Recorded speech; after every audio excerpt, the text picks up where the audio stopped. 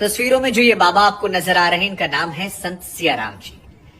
संत सियाराम जी के बारे में आपको जानना समझना चाहिए और उसके पीछे कई सारी वजह। एक वजह तो ये है कि धर्म आस्था के नाम पर बहुत सारे लोग खिलवाड़ करते हैं। ऐसे में अगर आप असली संतों को जानेंगे तो सनातन परंपरा की तरफ आपका झुकाव जो है वो ज्यादा देखने को मिलेगा। दूसरा, इनके बारे में कई बातें ऐसी हैं जो आपको अचरज कर सकती हैं। क्या ऐसा कैसे संभव है? मसलन 110 साल की उम्र में बिना चश्मा लगाए, देखिए हमको इसी उम्र में लग गया है, बाबा जो हैं वो रामचरितमानस का पाठ करते हैं। और ये हैरान करने वाला क्योंकि 15-16 घंटा ये पाठ करते हैं और इनकी आंखें जो हैं पूरी तरह से दुरुस्त हैं, एकदम सही से ये अनुवाद करते हैं। और इनके पास जो लोग जाते हैं वो इसे देखकर स्तब्ध हो जाते हैं। और इसीलिए बाबा की ख्याति जो है वो सिर्फ मध्य प्रदेश तक नहीं है जहां पर ये है।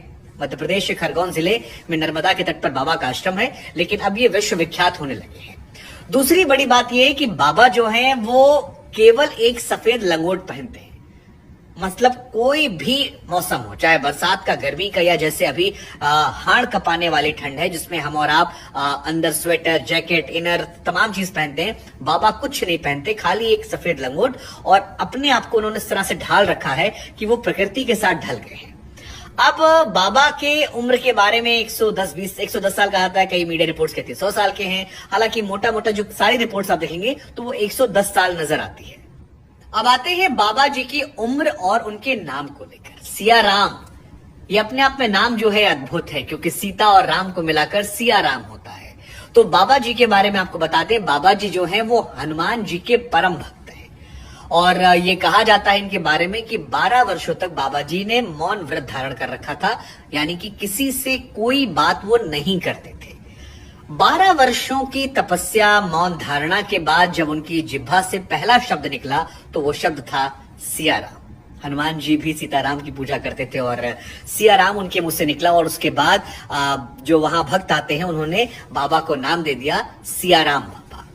अब जहां तक बाबा की उम्र की बात है तो कई मीडिया रिपोर्ट में से 100 साल बताया जाता है। हालांकि कई सारे पुराने आर्टिकल्स को जब हमने खंगाला, देखा, समझा, जाना तो उसमें निकल कर आता है कि बाबा जी की अभी करंट एज जो है वो 110 साल की है। बाबा जी का शरीर जो है वो उम्र के हिसाब से ढला है, लेकिन आंखों में तेज और भक्ति को लेकर जो डेडिकेशन है ये स्तब्ध करने वाला है। वैसे हम आपको बता दें कि बाबा जी बिल्कुल लालची नहीं है। मतलब इनके पास कई विदेशों से लोग आते हैं जो दान दक्षिणा देने के लिए कहते हैं, लेकिन बाबा जी सबसे केवल 10 रुपया लेते हैं और सामाजिक कार्यों में बड़ा योगदान भी किया है। तकरीबन 3 करोड़ रुपए इन्होंने दान कर दिए थे।